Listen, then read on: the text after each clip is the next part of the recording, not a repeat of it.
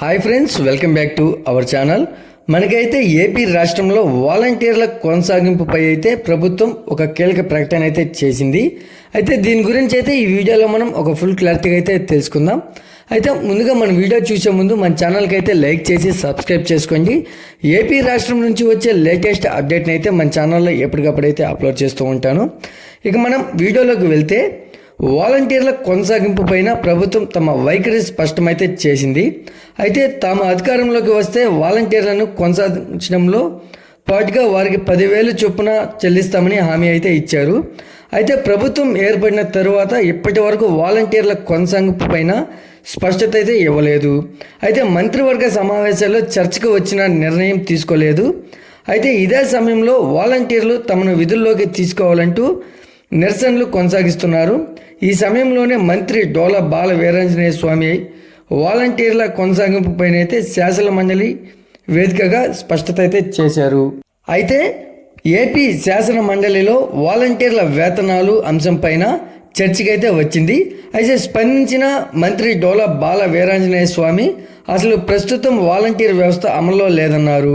అయితే వైసీపీ అధికారంలో ఉన్న సమయంలోనే 2023 ఆగస్టు తర్వాత వాలంటీర్లు రెన్యువల్ కాలేదని, ఈ మేరకు ఎలాంటి ఉత్తర్వులు ఇవ్వలేదని మంత్రి అయితే స్పష్టం చేశారు. అసలు అమల్లోనే లేని వాలంటీర్ల వ్యవస్థకు జీతాలు ఎలా చెల్లిస్తామని అయితే ప్రశ్నించారు. అయితే మనకు అమల్లో లేని వాలంటీర్లు ఎలా రాజీనామాలు చేస్తారని మంత్రి వ్యాఖ్యానించారు. వాలంటీర్ల రెన్యువల్ పైన నిర్ణయం తీసుకుని వైసీపీ ప్రభుత్వం నాడు వాలంటీర్లను ప్రజలు మోసం చేసినది ఆరోపించారు. దీనికైతే మనకు శాసన మండలిలో ప్రతిపక్ష నేత బొత్స అయితే స్పందించారు. అయితే రెన్యువల్ జీవో ఇవ్వచ్చు కదా అంటూ నిలదీశారు. ఎన్నికల్లో ఇచ్చిన హామీ మేరకు వాలంటీర్లను కొనసాగించి వారికి 10,000 చొప్పున చెల్లించాలని డిమాండ్ అయితే చేశారు. లేని వాలంటీర్ల వ్యవస్థకు జీతాలు పెంచడం ఎలా సాధ్యమని మంత్రి వ్యాఖ్యానించారు.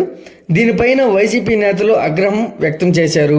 కొద్ది రోజుల క్రితం సర్పంచ్ల సంఘం నేతలు డిప్యూటీ సీఎం పవన్కు కలిసి వాలంటీర్ల వ్యవస్థను రద్దు చేయాలని కోరారు. దీనిపైన పవన్ కళ్యాణ్ గారు అయితే ఆసక్తికర వ్యాఖ్యలు అయితే చేశారు. అయితే మనకు వాలంటీర్ల ఉద్యోగంలో ఉంటే రద్దు చేయొచ్చు, కానీ వాళ్ళు అసలు వ్యవస్థలో లేరు, ఇదో సాంకేతిక సమస్య అంటూ తేల్చైతే చెప్పారు. అయితే వాలంటీర్లకు మేలు చేయాలనే ఆలోచనతోనే కూటమి ప్రభుత్వం ఉందని అయితే తెలియజేశారు. దీంతో ప్రభుత్వం కొత్తగా వాలంటీర్ల వ్యవస్థ పైన కొత్త నిర్ణయం తీసుకోవాల్సి ఉందనే అవకాశం అయితే స్పష్టమవుతుంది. అయితే గతంలో ఉన్న సంఖ్యలో కాకుండా పరిమిత సంఖ్యలో అవసరమైన విధంగా వారి సేవలను వినియోగించుకోవాలనే ఆలోచన అయితే ఉన్నట్లు తెలుస్తుంది. ఈ వీడియో కనుక నచ్చినట్లయితే లైక్ చేసి సబ్స్క్రైబ్ చేసుకోండి. మరొక లేటెస్ట్ అప్డేట్తో మీ ముందుకు తీసుకొస్తాను. Thanks for watching.